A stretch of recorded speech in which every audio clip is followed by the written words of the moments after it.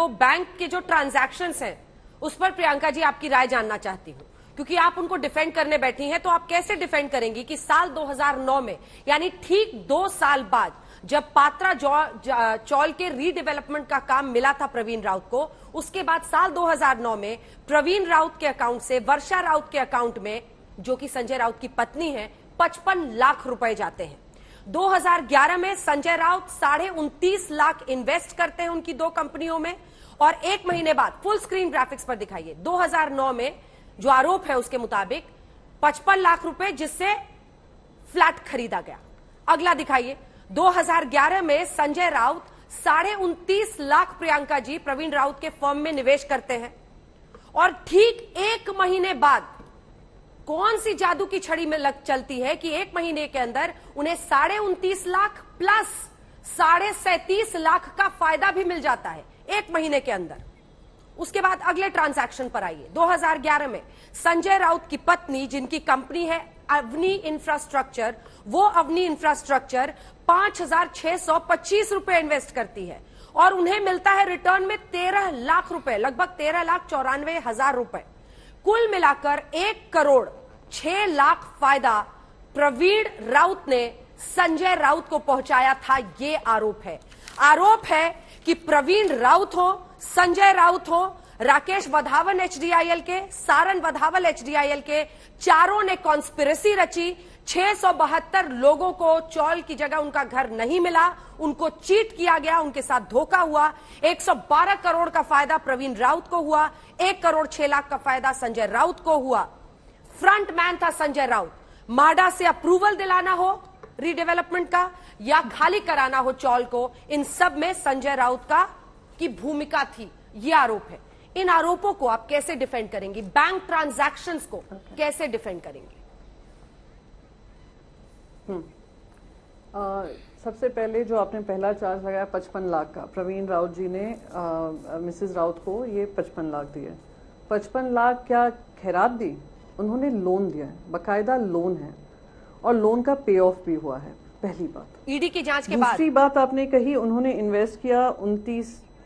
अरे प्लीज एक सेकेंड, मुझे बोल लेने दीजिए ना। आपने सवाल बहुत सारे एक के बाद एक पूछे हैं, आप मुझसे काउंटर क्वेश्चन कर लीजिएगा।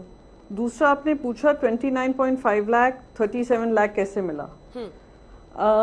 आजकल क्रिप्टो करेंसी मार्केट भी है। क्रिप्टो करेंसी में अगर कोई इन्वेस्ट करता है उनको 2000% का भी रिटर्न मिल रहा है, 3000% का भी मिल रहा है। उस पर टैक्स दे देते हैं लोग, टैक्स दे रहे हैं ना। टैक्स का अभी कंपोनेंट लाई है निर्मला जी, तो कभी कभी रिटर्न्स पड़ते हैं। स्टॉक मार्केट में लोग क्यों इन्वेस्ट करते हैं? आज इंफ्रास्ट्रक्चर कंपनीज में लोग क्यों इन्वेस्ट करते हैं? प्राइवेट बिल्डर्स हो उन पे क्यों इन्वेस्ट करते हैं? क्योंकि इनके रेट ऑफ रिटर्न ज्यादा होते हैं, रिस्की होते हैं, पर रेट ऑफ रिटर्न हाई होते हैं। तो अगर आप इसको भी कहने लग जाएंगे तो आज एक इन्वेस्टर इन्वेस्ट कहाँ करे? इसमें फिक्स डिपॉजिट में करे जहाँ पे 4% ये लोग दे रहे हैं, पीपीएफ में करे जहाँ पे शायद 4% से ज्यादा भी हो गया है, कम हो गया है। तो आप मुझे बताइए, स्टॉक मार्केट में करना बंद कर दें। अगर मैं 100 रुपए स्टॉक मार्केट में डालती हूँ, रातों रात वो स्टॉक 1000 रुपए का हो जाता है, तो दोष मेरा हो जाएगा। सेकेंड, अब तीसरी बात आपने कही 112 करोड़ का फायदा प्रवीण राउत जी को हुआ है। 5,000 का इन्वेस्टमेंट भी एक था। 5,000 के इन्वेस्टमेंट पर 13 लाख का रिटर्न मिला वर्षा राउत को। हाँ, 5,000 के इन्वेस्टमेंट पे 13 लाख का उनको रिटर्न मिला। कब मिला, क्या मिला, किस उसमें मिला, ये मैं इस पे, because I do not have much information, इस पे मैं जानकारी नहीं दे पाऊंगी। But I am very certain जो क्वेश्चन आप मुझ पे दाग रही हैं वो ईडी ऑलरेडी संजय राउत जी से पूछ चुके हैं।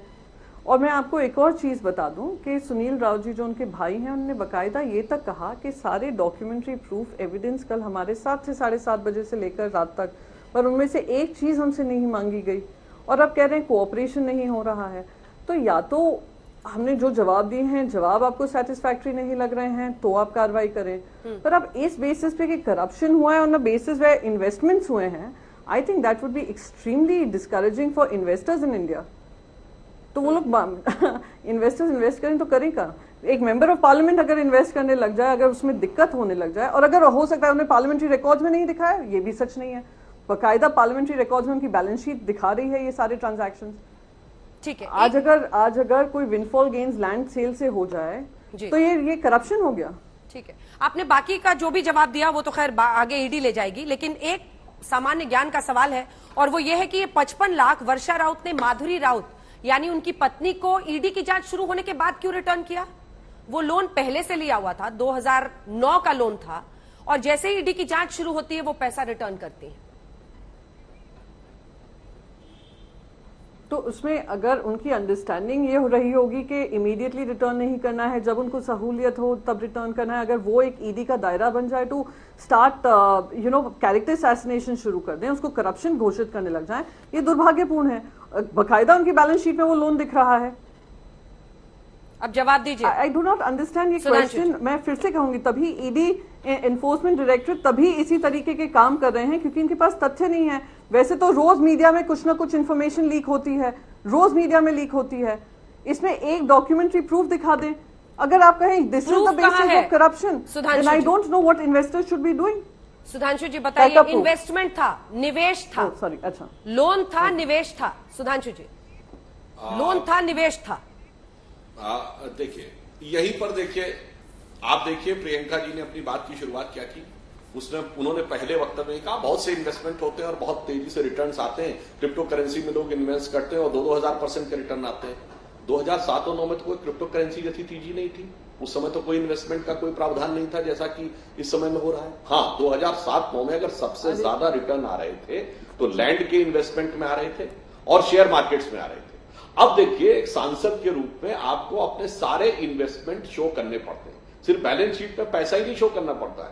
अगर आपने 1 लाख रुपए भी कहीं इन्वेस्ट किया है तो वो शो करना पड़ता है। यदि इनमें कहीं इन्वेस्टेड है, मुझे ये जानकारी नहीं है, अगर उन्होंने अपने इन्वेस्टमेंट में शो कर रखा था कि मैंने अमुक अमुक जगह इन्वेस्ट किया हुआ है, तब तो उनके लिए समस्या कम थी, क्योंकि इन्वेस्ट जहां किया वहां से स्पष्ट बात को ट्रैक किया जा सकता है कितने % गेन होगा और वह गेन जो हुआ है वो लीगल है या इलीगल है। अगर ये शो किया है तो कोई समस्या नहीं, अगर नहीं शो किया है तब तो फिर पूछताछ की संभावना बनती है कि बैलेंस शीट में पैसा तो दिख रहा है परंतु इन्वेस्टमेंट कहां पे किया गया था, यानी ये किस सोर्स से रिटर्न होकर आया है। यही मुख्यतः पीएमएलए के केस में होता है। यदि उनके पास क्लियर कट होता तो इसका तो कोई आधार ही नहीं बनना चाहिए था जो प्रियंका जी कह रही थी, परंतु उनकी बात से ऐसा लग रहा है कि इन्वेस्टमेंट का कहीं पर आधार नहीं दिख रहा।